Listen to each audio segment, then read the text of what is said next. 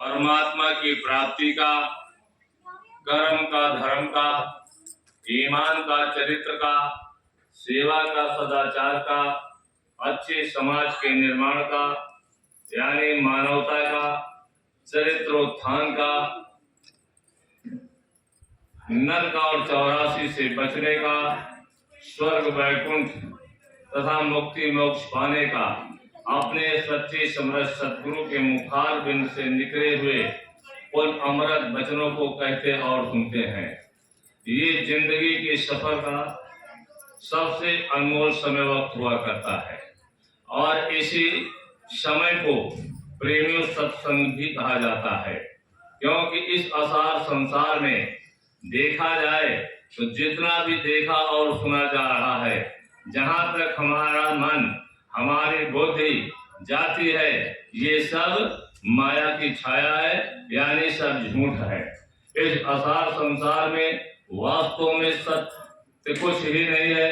इस असार संसार में अगर जो कुछ सत्य है वो इस शरीर के अंदर में रहने वाली, जिससे ये शरीर चलता फिरता है, जिसको आत्मा कहते हैं, जीव कहते हैं, ये वास्तव में सत्य है। और इस सत्य को जो वास्तव में संसार में सबसे असली सत्य है, जिसको उस परम पिता परमात्मा पाक परवरदिगार प्रभु कहा जाता है, वो परमात्मा सिद्ध सत्य है। उस परमात्मा को आत्मा से मिलन का जो सच्चा भेद बताने वाला होता है, वो इस संसार में सत्य कहा जाता है। इसीलिए उसी को सत्पुरुष या सतगुरु के नाम से दुनिया के लोग जानते और पुकारते हैं।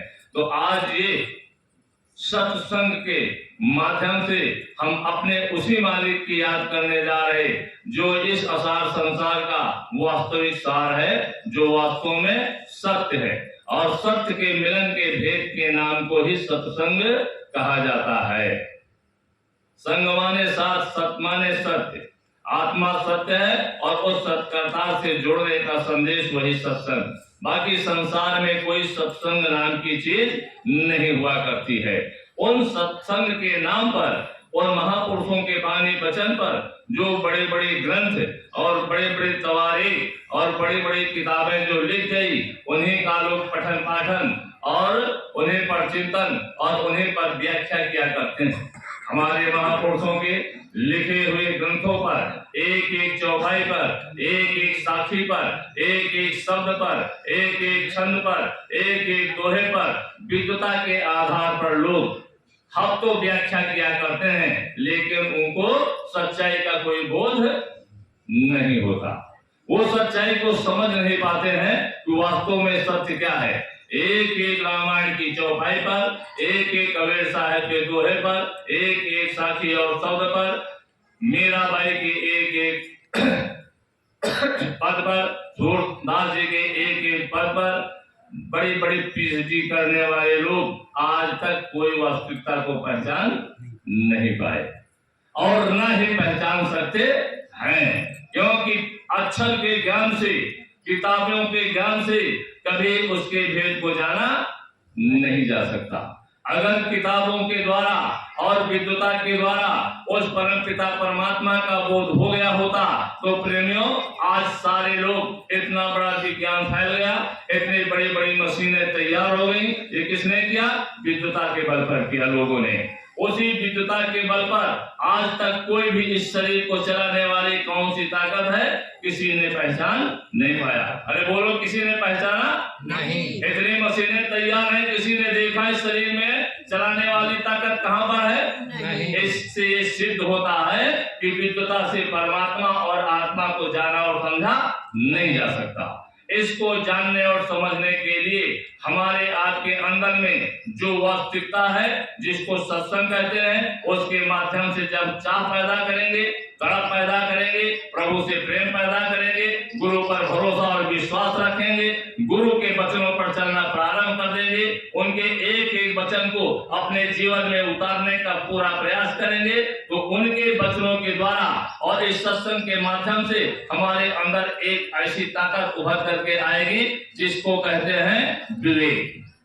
क्या कहा जाता है? विवेक। विवेक को प्राप्त करने के लिए हिंदुस्तान की बात छोड़ दीजिए, इतनी बड़ी दुनिया है, कहीं कोई ऐसा स्कूल नहीं, ऐसा कोई यूनिवर्सिटी नहीं, ऐसा कोई कॉलेज आज तक तैयार नहीं हुआ कि जहां पर आपको बीए की डिग्री मिल सके। हर तरीके की डिग्रियां मिल जाएंगी, आप आचार्य, प्राचार्य, मालवी, शास्त्री सब कुछ बन जाएंगे। इंजीनियर, डॉक्टर, वकील, बैरिस्टर, जज, कमिश्नर, गवर्नर सब बन सकते हैं, लेकिन आप वेद को प्राप्त नहीं कर सकते हैं। विद्वान हो जाओगे, विद्वता से परमात्मा को जाना नहीं जा सकता है। प्रेमियों, इस चीज को जानने के लिए सत्संग एक ऐसा स्थान है, ये ऐसा एक स्कूल है, इसी को गुरु महाराज कहते थे। ये ऐसी पाठशाला है, इस पाठशाला में आने पर कोई भी शिक्षा बाकी नहीं रह जाती जो शिक्षा प्राप्त होने के लिए बाकी रह जाए। समस्त शिक्षाओं को, समस्त विद्याओं को, समस्त ज्ञान का बोध कराने के लिए प्रेमियों सत्संग है। और वो भी किसका सत्संग? सच्चे सतगुरु के मुखारबिंद से निकले हुए वचन, उन्हीं का जब हमारे बीच में सुनाया और बताया जाए, उन पर मनन और विचार किया जाए, उनको आचरण में उतारा जाए, तब वो सत्संग के माध्यम से आपके अंदर में विवेक जगेगा। जब विवेक जग जाएगा प्रेमियों, तो आपको सब बोध हो जाएगा। तब आपको जो गुरु महाराज बराबर कहा करते थे, ऐ बच्चों, इसी शरीर में रहते रहते आपको परमात्मा का दीदार हो जाएगा। तुम्हारे पास दिव्य दृष्टि है, तुम्हारे पास दिव्य कान है, और जब तुमको आंख और कान मिल जाएगा तो तुमको तुम्हारी आत्मा का भी बोध हो जाएगा और तुमको उस परमपिता परमात्मा का भी बोध हो जाएगा। जब आत्मा और परमात्मा का बोध हो जाएगा तो वो लोग कुछ जानने के लिए बाकी रह जाएगा नहीं। जितनी भी ये सृष्टि की संरचना जो आपको दिखाई देती है वो भी आपकी समझ में आएगा, और जो नहीं दिखाई देने वाली है वो भी सब आपको दिखाई सुनाई देना प्रारंभ हो जाएगा। उघरा है विमल बिलोचन ही के, उम्मीद ही दोष दुख भव रजनी के। वो आंख, तीसरी आंख जिसको दिव्य दृष्टि कहते हैं, जिसको प्रज्ञा चक्षु कहते हैं, जिस समय वो आपके अंदर प्रकट हो जाएगी, खुल जाएगी, इसका पर्दा खत्म हो जाएगा, इसकी गंदगी खत्म हो जाएगी, वैसे ही आपको सब कुछ दिखाई देने लगेगा। उभरे विमल विलोचन ही के, मिट ही दोष दुख भव रजनी की। ये संसार रूपी जो अंधकार है, इस अंधेरे में जो हम आप सब भटक रहे हैं, किसी को कुछ पता नहीं चल रहा, कौन आ रहा है, कौन जा रहा, कब किसको आना है, कब किसको जाना है, अजी किसी को पता है? कोई बता सकता है कि हमें किस दिन शरीर छोड़ना है, कब छोड़ना है, कैसे छोड़ना है? आने जाने का किसी को पता नहीं है, और शरीर छोड़ेंगे, कब छोड़ेंगे, कहां जाएंगे, किसी को पता नहीं, और कब कहां आएंगे, किसी को पता नहीं। लेकिन जब आंख खुल जाएगी प्रेमियों, तो आपको सब कुछ मालूम हो जाएगा। आप कब जाएंगे और फिर कहां जाएंगे और कहां आएंगे और कैसे होगा, ये सब का सब मालूम हो जाता है। सूझे रामचरित मणिमाणी, तब क्या होगा? सूझे यानी दिखाई देने लगेगा। सूझे रामचरित मणिमाणी, गुप्त प्रगट जो जहाँ जे खाने, जो गुप्त में है और जो प्रकट में है, जो जिस खानी में है, कौन किस योनि में है, इन सारे के सारे भेद को आप अच्छी तरह से जानना और सुनना सीख जाएंगे। और ये कब होगा? जब गुरु से प्रेम होगा। गुरु पद रज मंजुल अंजन, जब ये गुरु के चरणों के पैरों का जो अंजन रज है ये आंख में लगाओगे तब ये संभव है, ऐसे संभव नहीं है। इसलिए संसार में सबसे बड़ा रास्ता, सबसे बड़े गोपनीय विधि ये संत मत से ही प्राप्त हो सकती है। बगैर संत मत में आने के अलावा इस संसार में चाहे कितना उपाय किया जाए, चाहे कितने तीर्थ किए जाए, चाहे कितने व्रत किए जाए, चाहे कितने उपवास किए जाए, चाहे कितना दान और पुण्य किया जाए, चाहे कितने बड़े आप ज्ञानी और ध्यानी हो जाएं, चारे वेदों की ज्ञाता हो जाएं, समस्त शास्त्रों के जानकार हो जाएं, जितने दुनिया के मत मतांतर हैं उनका भी आपको पूर्ण रूप से कंठस्थ यानी बोध हो जाए, लेकिन आप उस सच्चाई को जान नहीं सकते हैं। इसलिए गुरु सरोपर सत्ता है और उसी गुरु सरोपर सत्ता को लेकर के इस धरती पर महापुरुष आया करते हैं। इस घोर कलकाल में इस सत्ता को उस महाप्रभु ने इस धरती पर उतारने का काम किया। क्यों किया? क्योंकि कलयुग का जीवन सत्य की नहीं होगा, धर्म परायण नहीं होगा, उसके अंदर सच्चाई नाम की चीज नाम मात्र के लिए रहेगी। और इस जीव का कल्याण कैसे होगा? तब ये दुखी होकर के वो परम पिता परमात्मा उस महाप्रभु ने अपने यहां से लोगों को भेजने का काम किया कि जा करके चिता दो, जगा दो, होश दिला दो, क्योंकि इनके अंदर कोई शक्ति नहीं रह जाएगी, इनके अंदर ऊर्जा नहीं रह जाएगी, इनके अंदर ज्ञान नहीं रह जाएगा, इनके अंदर तपोबल रहेगा नहीं। ये झूठे संसार में, इस झूठे महाजाल में पूरी तरीके से फंस जाएंगे तो ये सारे जीव हमारे मारे जाएंगे और बेमौत मारे जाएंगे। इनको इतना कष्ट दिया जाएगा, इनको इतनी तकलीफ दी जाएगी, इनको इतनी पीड़ा दी जाएगी जिसको हम देख करके बहुत दुखी होंगे। उनको दर्द है, उनको पीड़ा है, उनको तकलीफ है, क्योंकि जितनी ये सारी आत्माएं हैं वो उसी महाप्रभु की हैं जिसका आज आपके बीच में व्याख्यान किया जा रहा है। ये सत्संगियों का गांव है। यहाँ हमारे बहुत पुराने से पुराने लोग सत्संगी हैं। बाबा जय गुरुदेव जी महाराज के समय से ये सब लोग बराबर आते जाते सुनते और समझते चले आ रहे कि वास्तव में सच्चाई क्या है। उसी सत्पुरुष अवतार महाप्रभु ने हमको आपको बचाने के लिए, हमको आपको सही रास्ते पर ले जाने के लिए तमाम लोगों को धरती पर भेजा।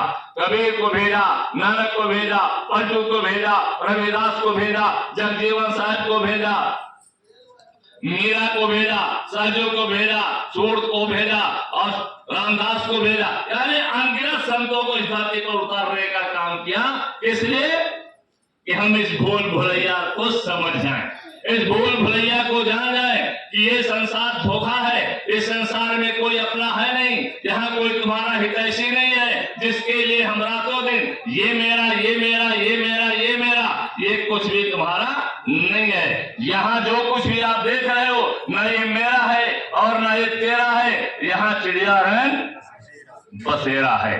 ये चिड़िया रहन बसेरा में अगर आप फंसे रहे, इसको अपना मान लिया और सच्चाई को नहीं जान पाए तो इसी में आप आते और जाते रहोगे, रोगे, चिल्लाओगे, तड़पोगे, मारे जाओगे, काटे जाओगे, जलाए जाओगे, तपाए जाओगे, सड़ाए जाओगे।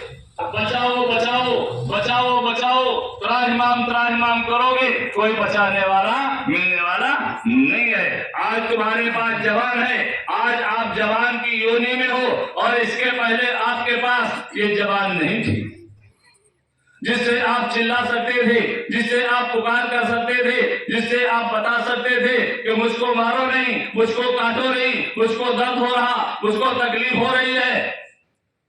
देख रहे हो इस दुनिया में आज आपके अलावा, यानी मनुष्य के अलावा कितने हमारे भाई काटे जा रहे, कितने मारे जा रहे, कितने जलाए जा रहे, कितने तपाए जा रहे हैं बेरहमी के साथ। क्या उनकी वेदना, उनकी चिघार आपको सुनाई पड़ती है? क्या उनको रोते देखा? क्या उनको चिल्लाते आपने सुना है?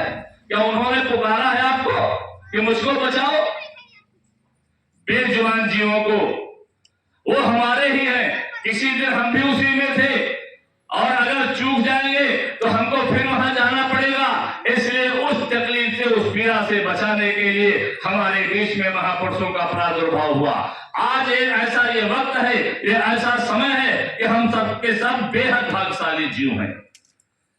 जीव तो सारे मनुष्यों में आने वाले भाग्यशाली हैं, लेकिन ऐ प्रेमियों, हम आप बेहद भाग्यशाली इसलिए हैं कि जो सर्वेश्वर है, जो सबका मालिक है, जो वास्तव में महाप्रभु है।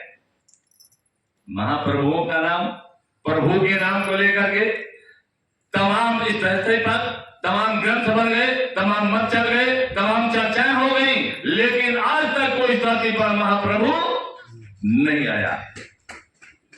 आज तक धरती पर महाप्रभु नहीं आया। जिस समय में हम आप अपना समय गुजार रहे हैं, गुरु महाराज हमारे वास्तव में महाप्रभु थे। वो इस धरती पर आए और उनके आने पर धरती को अमर लोक जैसा, यानी अमरावती जैसा, यानी अमर देश और सलामी देश जैसा इस धरती को पावन करने का काम किया। क्योंकि जहां जहां पर गुरु के चरण जिस धरती पर पड़ जाए, बोलो उस धरती में कोई कमी रह जाएगी? नहीं। कोई त्रुटि रहेगी? नहीं। तब तक त्रुटि रहेगी, तब तक कमी रहेगी, जब तक हम उसको समझ नहीं पाएंगे, तब जब तक हम